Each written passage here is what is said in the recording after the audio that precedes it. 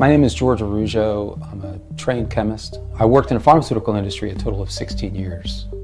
My belief is that vaccine safety science is flawed and incomplete, and we haven't vaccinated any of our kids. When I graduated, I began working at Merck. Merck has released Pepcid, famotidine, Prilosec, omeprazole. And Merck manufactures quite a few vaccines. Most well known is probably the MMR. Before my wife became pregnant with our first child, I was largely indifferent towards vaccines. I just assumed that it was okay. I didn't really think about it. So when Stephanie became pregnant in early 2000, I had just recently started in the vaccine sterile quality operations business unit as a supervisor in the biochemistry laboratory.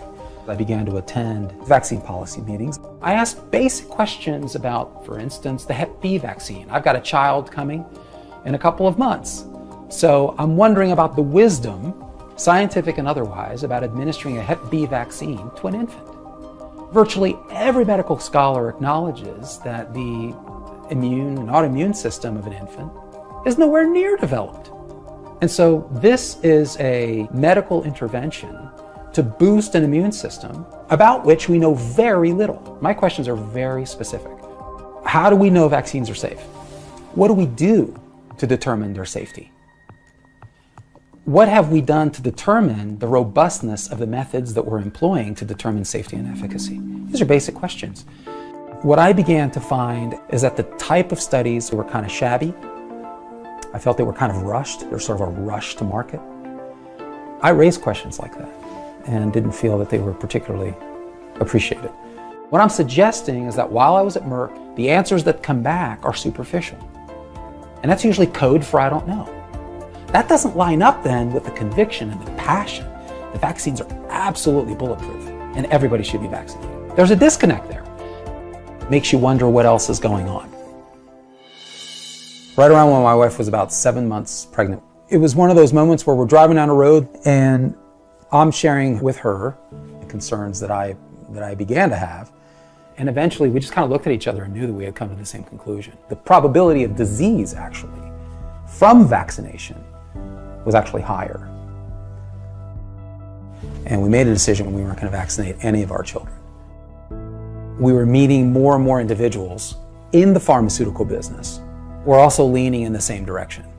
I had a dear friend who still works in big pharma. She was about to give birth herself. She made that decision as well, not vaccinate at all. And we have not vaccinated a single time for any of our 4 children. They are super healthy, and it's, 18 years after the fact and never look back.